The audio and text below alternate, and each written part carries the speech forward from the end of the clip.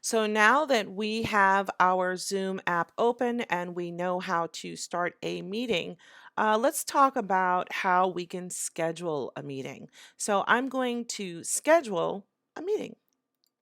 You go to the schedule tab in the lower left-hand corner and you can name the meeting whatever you would like to name it. I'm going to erase what's here and I'm going to say Zoom class number 2, more fun stuff.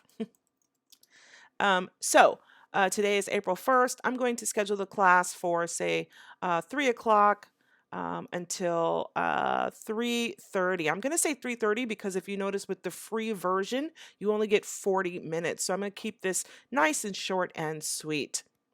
If I wanted to recur every single day at this time for students, I could do that. With the meeting ID, I wanted to just generate it automatically. I don't want to actually create a personal ID. And then I do not want to require a meeting password. I want to make it as simple as possible for my friends and family. With the video, I do want my host video to be on, and I want to give my participants the opportunity to have their video on as well from their computer. In this option here for audio, I don't want to choose either telephone or computer. I want to choose both so that those people that may live in places where they don't have good internet, they need to join the meeting by phone. It will give them that option to join the meeting by phone or by computer. Going out down here to the calendar, whichever calendar you actually choose that you use in your computer. I use Google Calendar mostly, so I'm going to just use my Google Calendar in order to schedule this meeting. There are advanced options down below, and what this means is enable waiting room. People can wait for you in the waiting room, and that means they're going to send you a request to be allowed into the meeting that you will see on your home screen. I can also enable people to join before I get there. So when I get there, there are already people there. I can mute participants upon entry of the meeting. And sometimes if you have a whole bunch of people in the meeting, that you may not want everybody talking at the same time. So you may want to have control over that. And I can also automatically record the meeting on the local computer. I'm going to deselect that right now because I also want to show you some other features around that. So we're going to schedule this.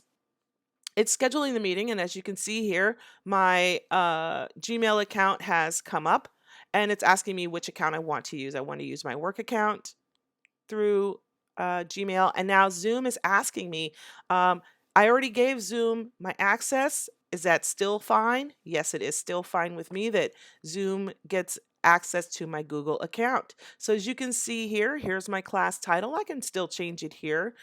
Here's the time of the class itself. And here are the event details. So what you see here, right down here, is where the Zoom meeting is going to take place.